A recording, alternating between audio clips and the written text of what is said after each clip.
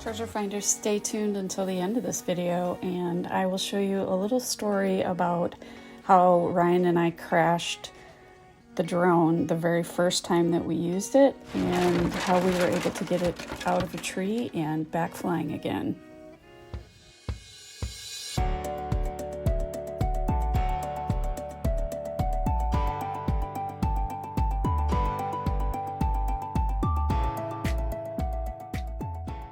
Hey treasure finders, this is a little bit different video today. I'm here with my husband Ryan and he is going to talk about our drone usage in our videos. And just a little FYI, we are not sponsored by the Pilot Institute, but we are new affiliates of the Pilot Institute. So we'll give you a little bit of information on how Ryan got licensed as a drone pilot, and more importantly, why Ryan got licensed. Exactly, and how it works for our YouTube channel, because we get a lot of questions as to whether or not it's okay that we're flying drones, and it's the FAA law, and we're going to go into that in this video, and we'll just show you some of the practice shots that Ryan's been doing. He's been flying it for a little while, and getting better. So stay tuned for this little bit different video. I'm going to have some footage of our up north trip to Leelanau, and it should be a fun little chat. We're going to do it interview style. I'm going to interview him, and so I'll be off screen and ask him the questions because he did all the hard work for this one. So stay tuned. So I hope that you can hear me. It might be a little bit echoey in here. We just got new iPhones that I'm filming this on, and I don't have the right connection for my... Of course, they changed it. Yeah, they changed the connection to USB-C. So this audio might be a little bit echoey in here, but hopefully you can hear both of us okay. So the first question for Ryan is the reason it's our why. Why did we, or you, or us, buy a drone in the first place? Well, I think initially we just bought it to have fun. You know, we wanted to be able to do some footage while Chris was doing her thing, both on the Traveling Treasure Finder channel, and we started off pretty basic. We wanted to go small, just kind of get used to how a drone would work and what types of things we could do. So we started off with a DJI Mini. So we have the drone, and then we needed to find out, can you use footage in your YouTube videos? Yeah, this is really important, and this is why we did this. So if you even think that you're going to monetize your YouTube channel and you want to use a drone in your footage, it is crucial that you get the Part 107 remote pilot license. And the reason is that we have been doing some research and we've been seeing some articles out there that people are getting fined, and the fines are huge. Most recently, there was a couple that was doing something. They got a letter upwards of $100,000 of fines that were going to be levied against them. And I think they were able to negotiate out of that. But if you are doing these videos 3 months ago and suddenly you monetize today, and you've used that footage, you can be fined. So again, it's really important. And that's why we did it, because our hope was, with all of Chris's work, that we would monetize the channel. And so it was like, okay, we need to get licensed, and I wanted to take that on. And so that's what we did. So Ryan, you mentioned that we needed to get this licensing, and who is it that requires, once your channel is monetized, who is it that requires you to have that license? Yeah. So it's the FAA. You know, the FAA, I mean, they're the ones governing this, and it's important that you understand what your limitations are when it comes to flying over crowds or flying near, different airspaces, and just, again, doing that footage for commercial use. So commercial use is really that bottom line definer, and commercial use could be you're trying to promote your business, or in this case, Chris has got her Traveling Treasure Finder channel, and we're trying to promote that piece of that. So that's why it's kind of defined in that space, is that you really need to make sure that you've got that license. So it's the FAA that's doing that. Okay, and so you don't need it for if you're just a hobbyist. If you're just a hobbyist, but again, thinking back to what I said earlier, if you think you might someday monetize, you can't use that back footage. You could, and is the FAA going to come after you? I don't know. It's not my call, but they could come after you for using back footage on stuff that you had taken before you monetize. So you got your unmanned pilot license. How did you go about getting that license? So Chris did a little research, of course, and said, hey, there's this Pilot Institute that's out there that is an online course. So the instructor, gentleman by the name of Greg Reverdio, he is one of the co-founders of Pilot Institute as well. So it was like, all right, go out, sign up for this online, and it was an online course, and that's where I got started.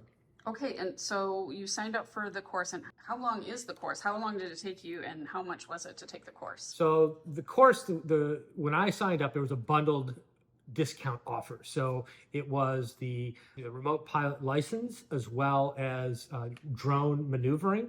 So the initial price was $249, but there was a $100 discount, so I got it for $149. But in terms of the time, it is a self-study course. So I signed up on March 1st. Probably took a little time to finally get up and get going with it. And by the time I had gotten through the course and signed up for my test, it was April 24th. So a little over, just, call it 2 months.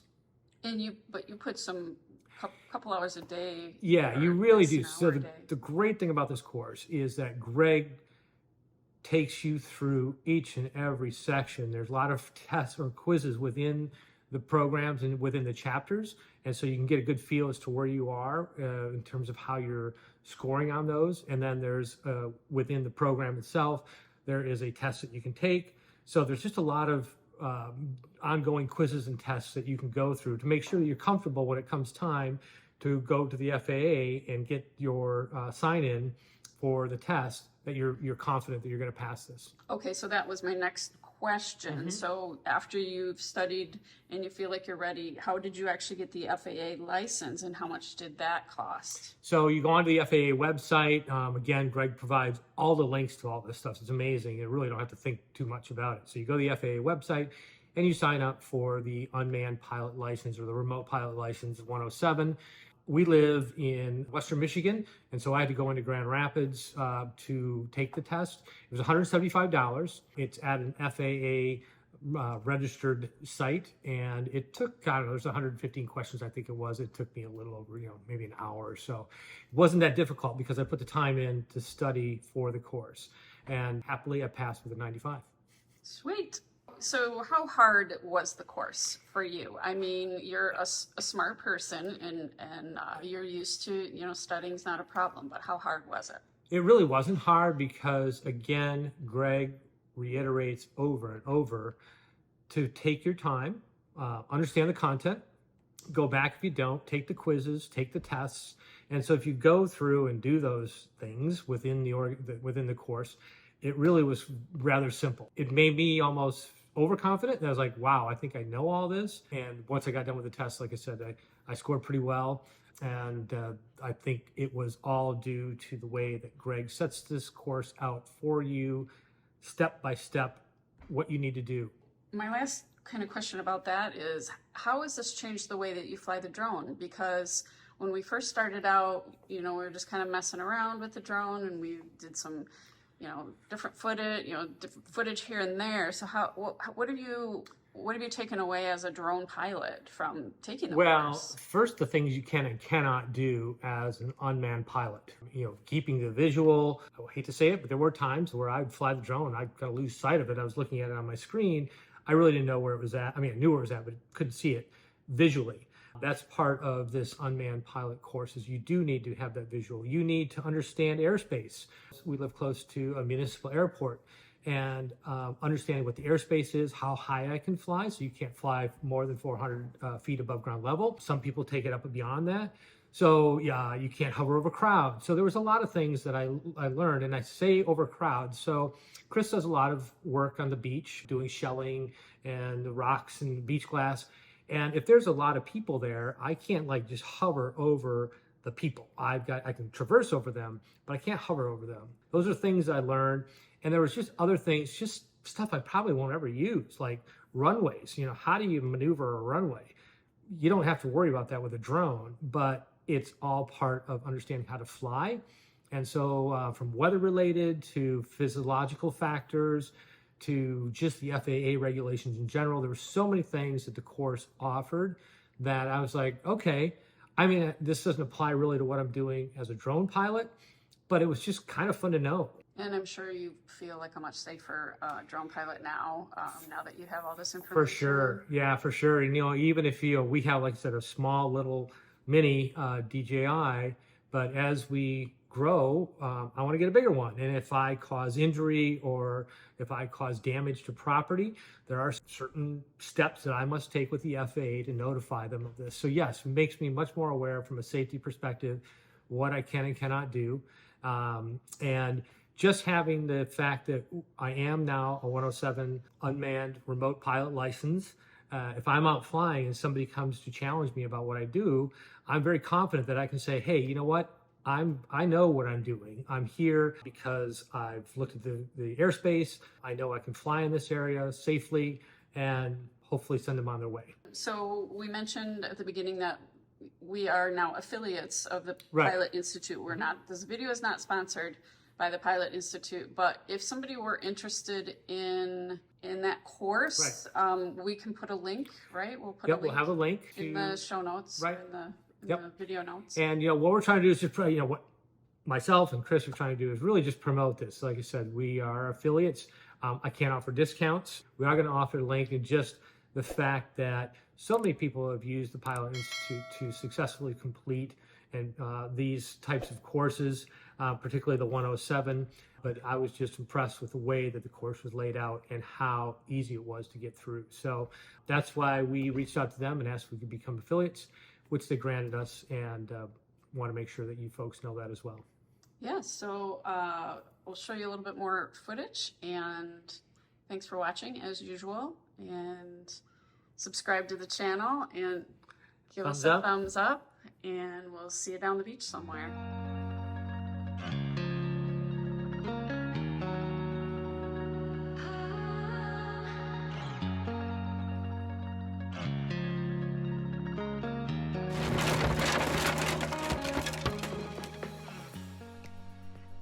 Have you ever put your drone in a tree? We did. We did. And in this video, we're gonna attempt to get it out. We've made a few unsuccessful attempts, but stay tuned and we're gonna see how this goes. We were trying to get a circular video above our rig, but we were trying to do this circular mode, and we got really close to clearing the drone right there, but we didn't set it quite high enough. So Ryan's been up on a ladder, that didn't work, and so now we are going to get a saw on top of a ladder and see if we can get that down. It's really high. Look at that. We hired this tree service, and he is like right up there. Oh my gosh. Oh my gosh. He's so far up in that tree. Literally. When you get to these 10 limbs, sometimes you shouldn't eat that much. You better go on a diet. Boy, it doesn't want to come down even with all that shaking.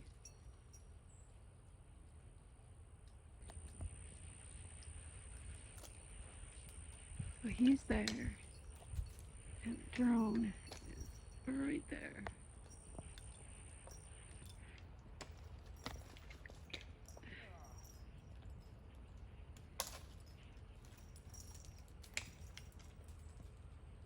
He's literally on the branch where the drone is right now.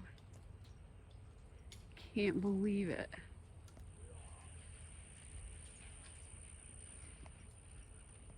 You go grab it? Yeah, give me 1 minute. All right.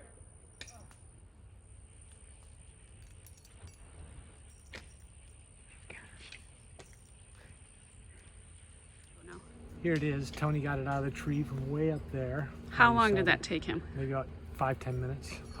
It actually doesn't look too bad, so we're gonna Charge it up and see. See if it works again. Oh my gosh. All right, so far it's working. We do have a couple damaged blades, so we're gonna take those out quick and just see if we can get it up a little bit. We're not gonna fly We're it. not gonna fly it. Not We're today. gonna at least see if we can get it to roar. So we'll see.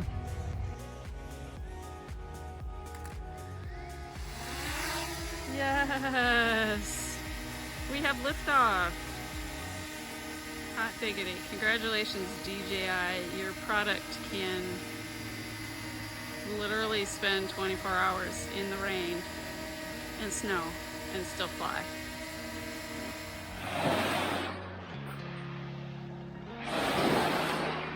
Water is super clear this morning.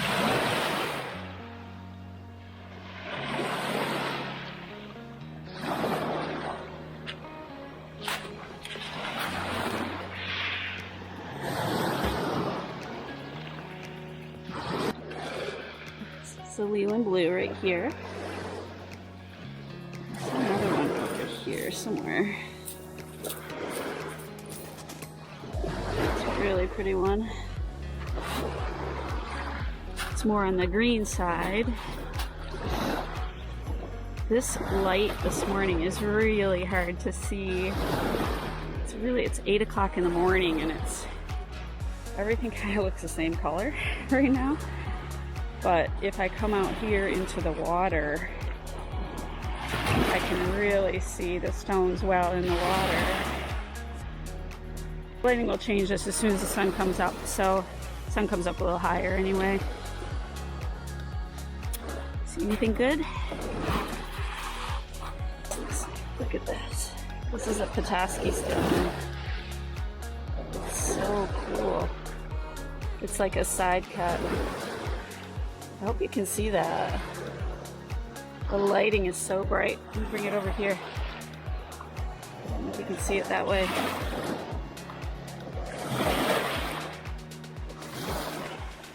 We like to film each other. Filming each other.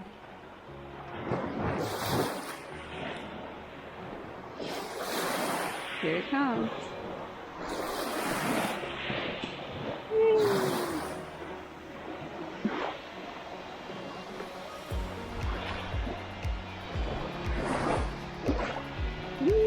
Bye.